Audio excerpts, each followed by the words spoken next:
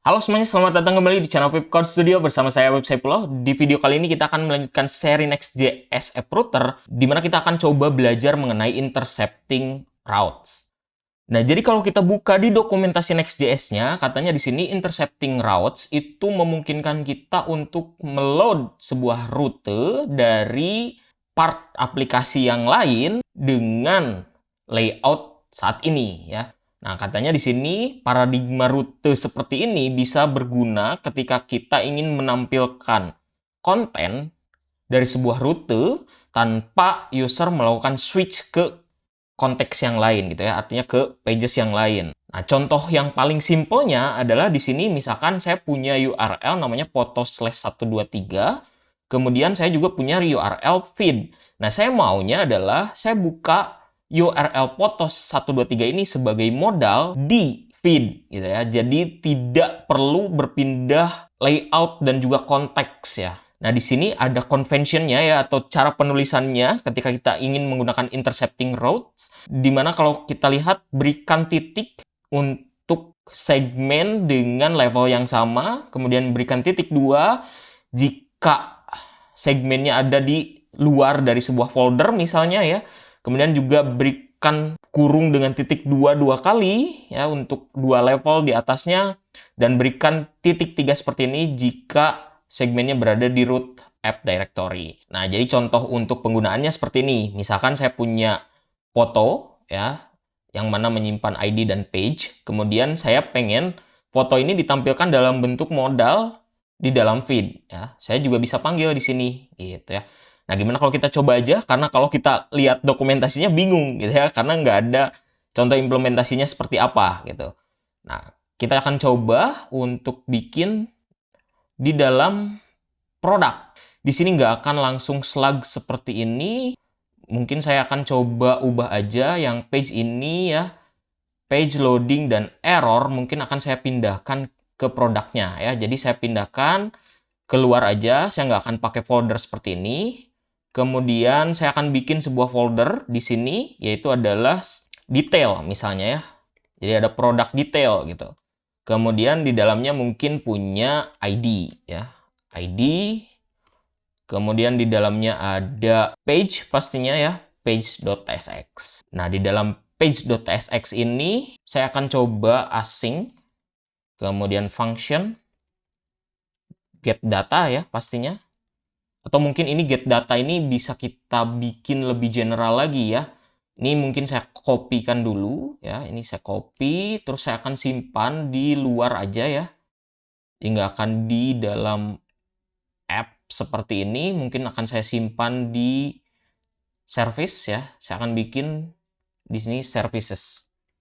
Services, kemudian di sini misalkan products, di sini index.tsx.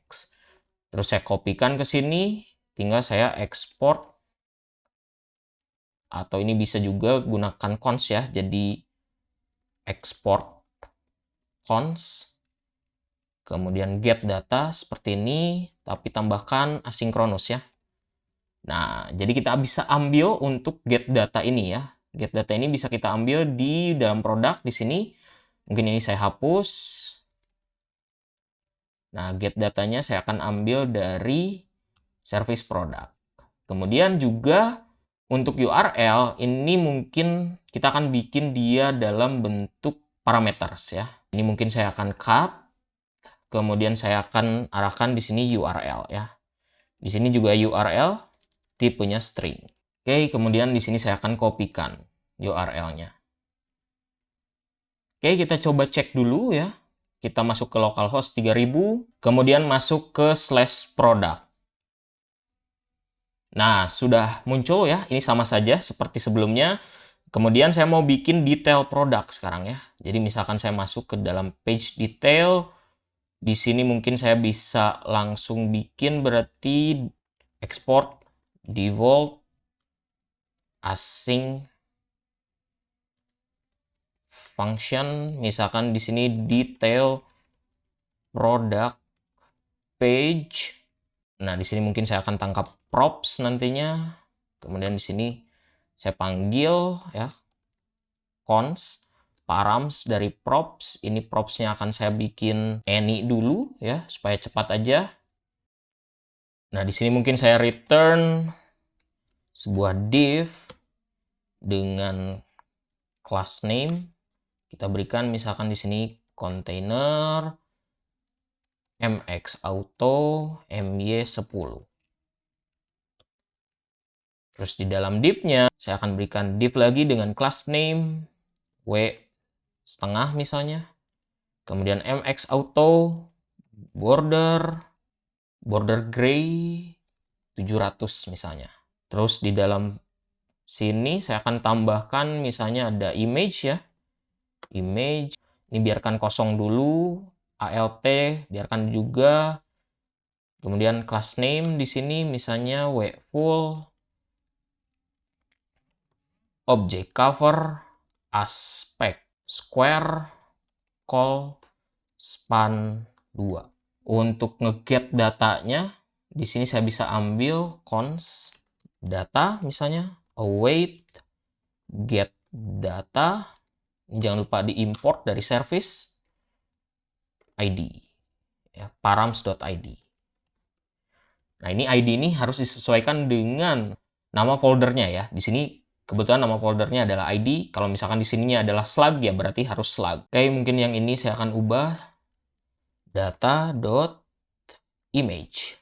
Dan saya tambahkan di bawahnya itu adalah div ya, yang punya class name bg_white misalnya, p4 kemudian px6. Dia punya h3 misalnya data.title dan juga dia punya price ya. Price misalnya. Nah, di sini data.price ya. Tambahkan dolar mungkin. Oke, sudah. Kita coba lihat ya. Berarti kalau saya masuk produk /detail/1 misalnya. Kita cek. Oh, ini ada error. Oke, fail to parse URL. Oh ya, betul sekali. Karena URL-nya harusnya http://localhost 3000/API/product/paramsid ya. Lihat, refresh. Oh, masih error. Kita lihat dulu API-nya apakah sudah benar atau masih salah. Nah, ini berarti gimana kalau kita coba untuk touch dulu ya, localhost/API/product ID. Oh, ini pakai tanda tanya ternyata ya. Kita balik lagi, bukan pakai slash ya. Tapi di sini slash tanda tanya ID sama dengan params ID. Nah, kita coba sekarang buka, refresh. Nah, ini sudah ada ya.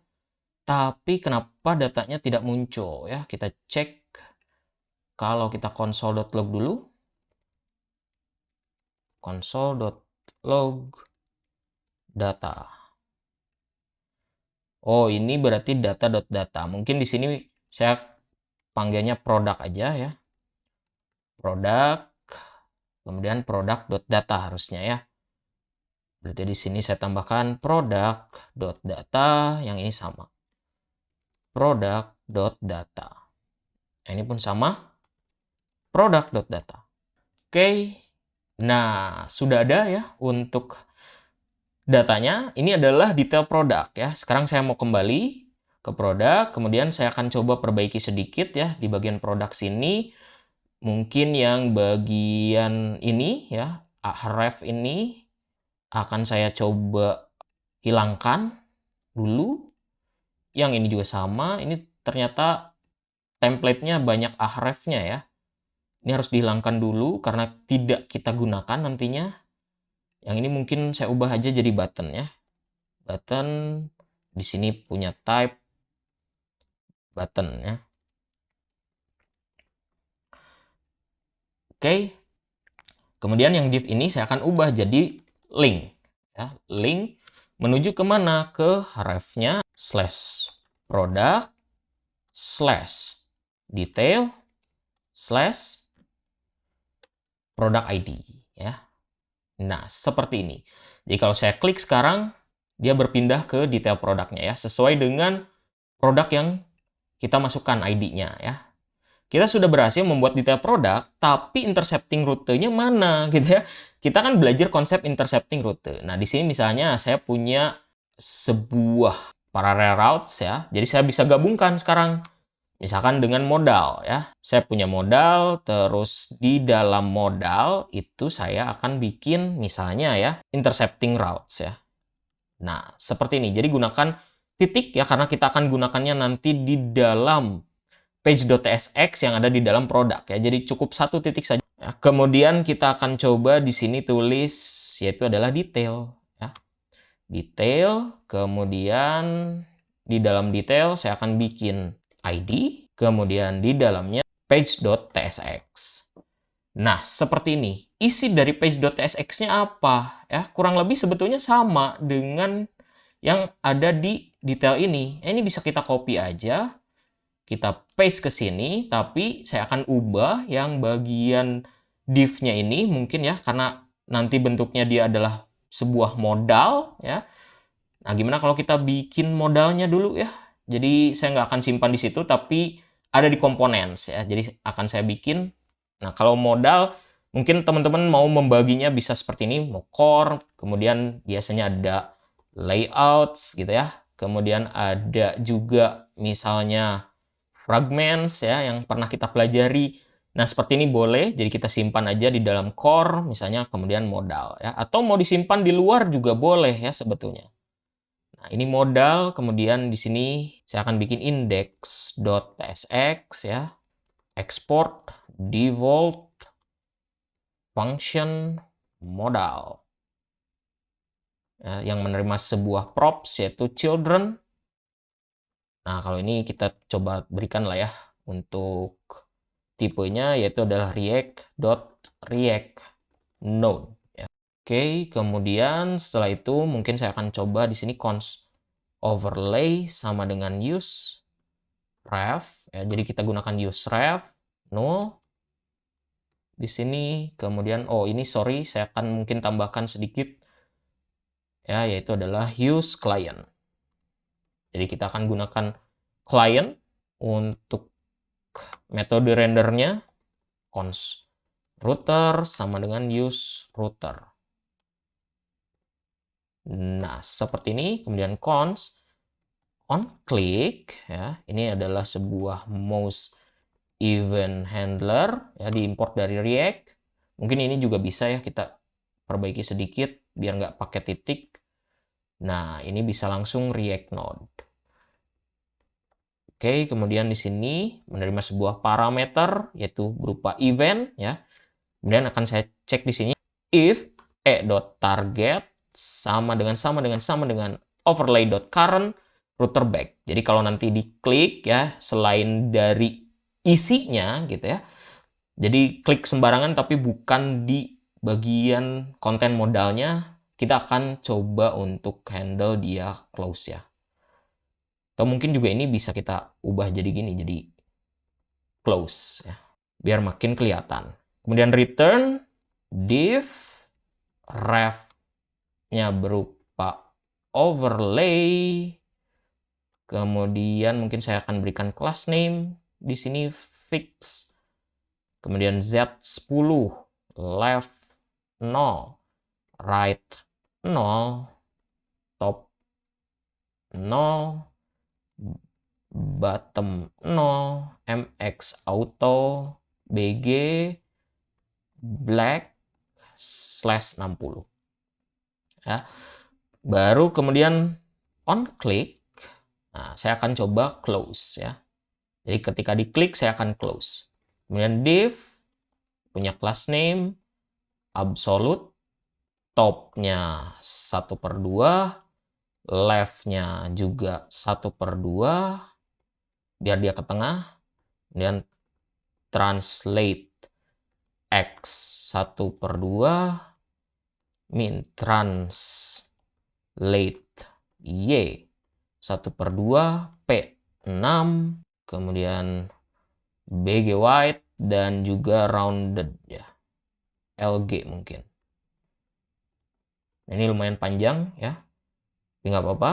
Kemudian di dalamnya saya akan tambahkan children. Nah, jadi kita sudah punya modal sekarang. Nah, yang ini div-nya akan saya hapus ya. Yang ini saya hapus, tutupnya juga saya hapus. Saya akan panggil modal di sini. Nah, modal. Jangan lupa import dari komponen modal ya. Oke, kita masukkan yang image dan juga pricing-nya. Nah, seperti ini ya. Saya sudah punya modal sekarang. Kita masuk. Sekarang mungkin saya akan tambahkan dulu di sini ya. Itu adalah berupa default. Kalau nanti ada error, ya, default.tsx. Ini hampir sama seperti yang sebelumnya ya. Nah, mungkin bisa kita kopikan aja. Export default function, default, return null. Nah, seperti ini ya. Sekarang saya udah punya modal, saya punya detail produk juga ya di dalam modalnya. Kemudian juga saya punya halaman detail ya. Nah, selanjutnya mungkin saya akan bikin layout ya. Nah, layoutnya di dalam folder produk ya, layout.tsx. Di sini mungkin saya cukup export default function layout. Kemudian dia punya children. Children ini dia tipenya adalah react node. Selain children tadi yaitu adalah modal ya. Saya akan panggil di sini modal. Yang ini mungkin sama, modal dia juga adalah react node ya.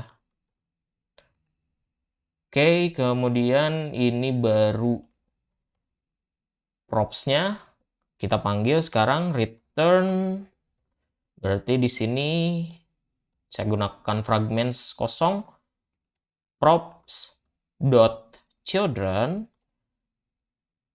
Oh sorry, langsung children ya, nggak perlu pakai props. Kemudian di bawahnya yaitu adalah modal. Ya.